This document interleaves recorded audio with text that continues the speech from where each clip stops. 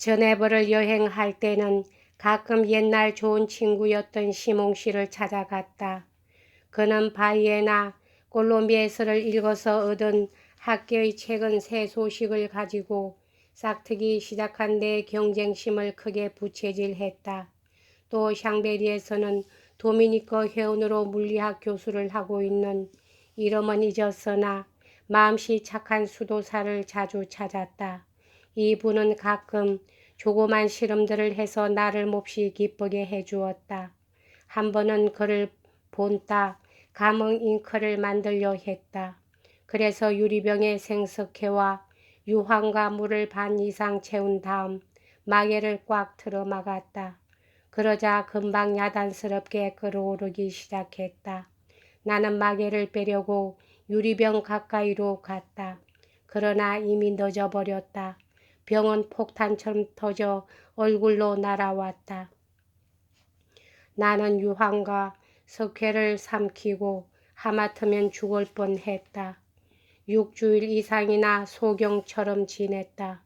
원리도 잘 모르면서 물리학 실험 같은 것에 손을 대서는 안 된다는 것을 이렇게 해서 알았다.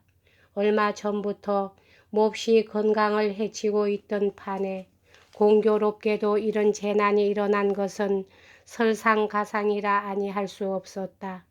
평소 몸이 튼튼한 데다가 이렇다 할 무리도 하지 않는 내가 눈에 띄게 쇠약해져 간 원인이 어디에 있었는지 알지 못한다.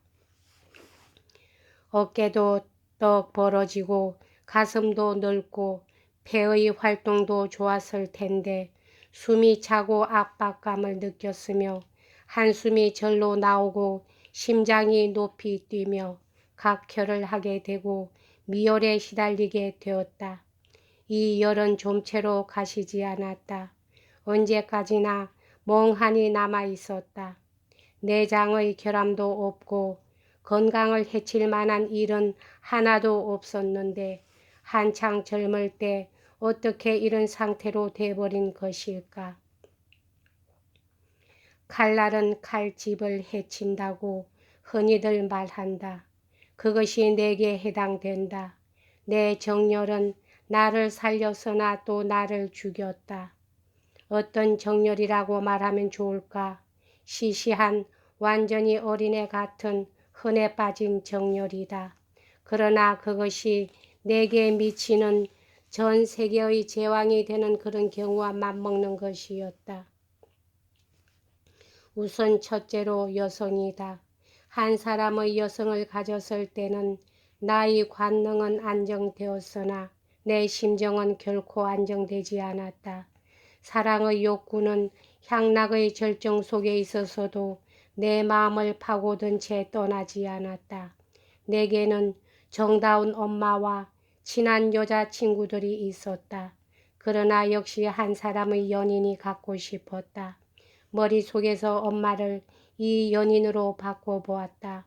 또 여러 가지로 연인의 모습을 만들어 자신을 속여보기도 했다. 엄마를 품에 안을 때 엄마를 안고 있다고 의식하면 나의 포옹하는 힘은 줄지 않더라도 욕정은 싹 가시고 말리라. 부드러운 마음으로 흐느껴 울면서도 쾌감을 느끼지는 못했으리라. 쾌락을 맛보는 게 인간을 위해 만들어진 운명일까? 아, 평생 한 번만이라도 사랑의 환희의 전부를 다시 없이 풍만하게 맛보았다면 나의 약한 생명이 그것에 견뎌내서리라고는 생각되지 않는다. 나는 그 자리에서 죽었을 것이다. 나는 결국 대상이 없는 사랑에 목말라 하고 있었던 것이다. 이런 상태가 대개 가장 몸을 소모시키는 것이다.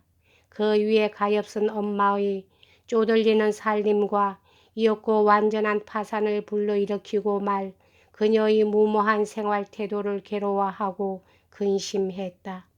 언제나 불행의 앞날을 내다보는 나의 잔혹한 상상력은 막판에 달한 불행과 그 결과를 끊임없이 그려 보였다. 내가 생애를 바친 사람, 그 사람 없이는 생활을 즐길 수 없는 그런 사람과 곤궁에 못 이겨 억지로 떨어질 운명이 눈앞에 보였다. 그런 까닭으로 나는 언제나 마음이 산란했던 것이다. 욕정과 공포가 번갈아가며 나를 물어뜯었다.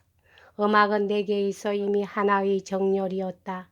이것은 격정을 불러일으키는 점에서는 뒤져 있었지만 체력을 소모하는 점에서는 뒤지지 않았다. 나를 잊고 몰두할 때 쏟는 그 열이 라모의 어려운 책의 끈떡진 연구. 언제까지 가도 알 수 없는 것을 기어코 머리에 집어넣으려는 꺾이지 않는 몸부림. 계속 돌아다녀야만 되는 출장 교수. 몇 번이나 밤을 새며 줄곧 베껴되어 산처럼 쌓이게 된 악보의 편집 정리. 그런 것이 몸에 영향을 주었다. 그리고 어떻게 이런 일상적인 일만으로 끝날 수 있으랴. 동시에 내 변덕스러운 머리에 떠오르는 갖가지 철없는 장난, 하루만으로 곧 사라져버리는 흥미, 또 여행이니 음악회니 만찬회니 산책, 소설 읽기, 연극, 관람, 그 밖에 내 오락과 업무에 전혀 예상도 돼 있지 않은 가지가지 일들이 똑같이 뜨거운 정열로 화하여 나를 괴롭혔으니 말이다. 그리고 그런 정열에 웃을 정도로 들떠있어 나로서는 아주 진지하게 조바심을 한 것이다. 글레브랑이 공상한 불행한 일들을 일하는 틈틈이 열심히 읽으면서 그것을 내 불행 이상으로 눈물겨워했다. 바그렛이라고 하는 저네버 사람이 있었다. 이 사람은 전에 러시아 궁정에서 피터 대제 밑에 있었던 사람인데 내가 본 가장 야비한 멍청이의 하나로 언제나 생긴 것과 꼭 같은 바보 같은 계획을 마구 세워 알맹이는 텅 비었는데도 수백만 금을 비오듯 떨어지게 하겠다고 호언장담을 늘어놓았다. 이 사나이가 상원에 무엇인가 호소할 일이 있어 쌍베리에 있었는데 자연 엄마에게 매달렸다.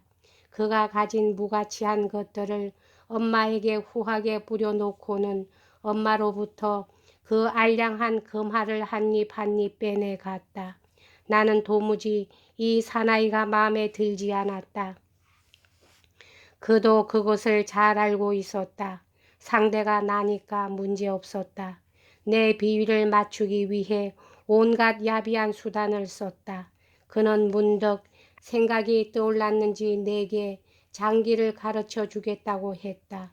조금은 두는 모양이었다. 별로 기분이 내키지 않았지만 두어 보았다. 그리고 겨우 말 가는 것을 알게 되자 그 뒤는 자꾸만 수가 늘어 처음 맞대결이 끝날 무렵에는 처음에 그에게서 받았던 탑을 그에게 돌려주는 형편이었다. 더 이상 그에게서 배울 필요는 없었다. 이렇게 되자 장기에 열중하게 됐다. 장기판을 샀다. 칼라브리아의 말을 샀다. 내 방에 처박혀 밤이고 낮이고 꼬박 세우며 가진 묘수를 배우려고 이런 것 저런 것 머릿속에 외우며 혼자 계속 연습을 했다.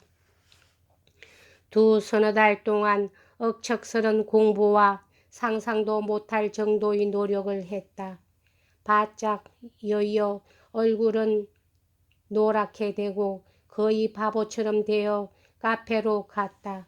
시험삼아 바그레시와 다시 두었다. 그는 나를 이겼다. 한 번, 두 번, 20번 가진 수가 머릿속에 어지럽게 떠올라 좋은 생각이 막혀버렸고 눈앞이 흐리멍텅하게 밖에는 보이지 않았다. 빌리 도어나 스타마의 책에 의해 수를 연구하려고 했을 때도 언제나 같은 현상이 일어났다. 이렇게 해서 지쳐버린 다음에는 더욱더 몸이 쇠약해진 것을 느꼈다. 어찌됐든 여기서 장기를 그만두었더라도 쉬었다가 다시 시작했더라도 첫 대국에서 한 걸음도 진보를 보지 못하고 첫 대국이 끝났을 때와 같은 정도에서 빙빙 돌고 있었으리라. 몇천 세기 동안 연습을 해보았자 박을혜에게 탑을 줄 정도가 고작으로 그 이상은 되지 못했으리라. 정말 아까운 시간을 낭비했다고 독자들은 말하리라. 사실상 적잖이 낭비를 했다. 나는 최초의 시도를 결국 그 이상 계속할 힘이 없어질 때까지 멈추지 않았다. 방에서 나온 내 모습은 마치 무덤에서 파낸 죽은 사람 같았다. 그런 식으로 계속하고 있었다면 오래 남아있지 못하고 영영 무덤에 들고 말았으리라. 이렇게 머리를 쓰면 언제까지나 몸을 건강하게 유지할 수 있을 턱이 없다는 것은 누구나 알 수 있으리라. 특히 젊고 피가 끓어오를 때에. 몸의 이상은 기분에 영향을 주어 공상열도 식었다. 쇠약이 두드러지게 느껴져 조용히 움직이지 않게끔 되었고 여행하고 싶은 기분도 점점 잃어갔다. 한층 틀어박혀 있게만 된 나는 지루함이 아니라 우울증에 걸리게 되었다. 우울증이 정열을 대신했다. 번민이 비애로 변해갔다. 아무것도 아닌 일에 한숨을 쉬고 울었다. 즐길 사이도 없이 생명이 달아나는 것을 느꼈다. 가엾게도 엄마 혼자 남게 되고 그리고 그 엄마가 영락해 버리는 것이 환히 보이는 그런 상태를 한탄하며 슬퍼했다. 나는 말할 수 있다. 그녀를 못 본 채 버려두고 비탄 속에서 지내게 하는 것이 내게 단 하나의 유감스러운 일이라고.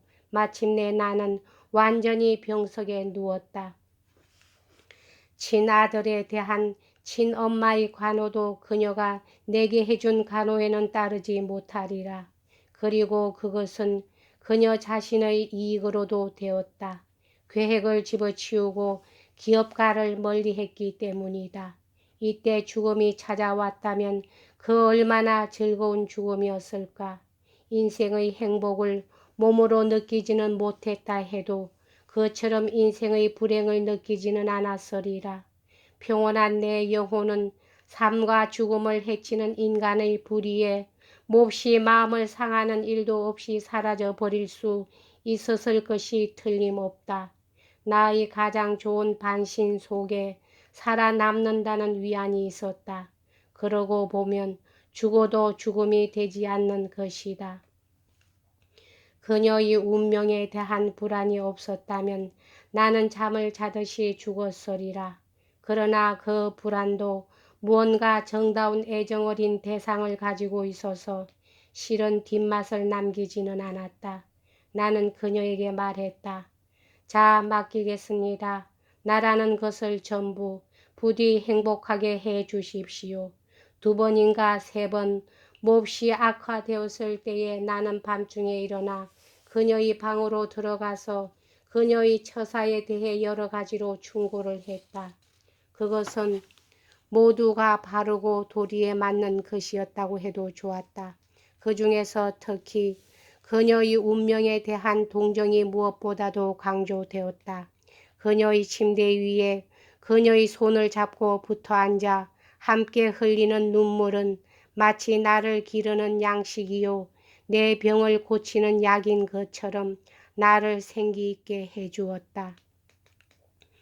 그러한 밤의 이야기의 시간은 흘렀고 얼마 뒤 들어왔을 때보다도 좋아져서 내 침대로 돌아갔다. 그녀가 말해준 약속과 희망에 만족하고 안심하며 이윽고 마음의 평화와 섭리에 대한 인종 속에서 잠들었다.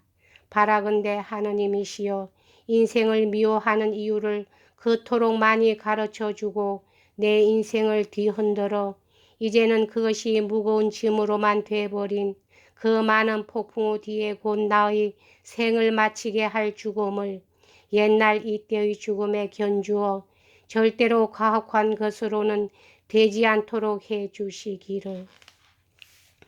여기까지 하겠습니다.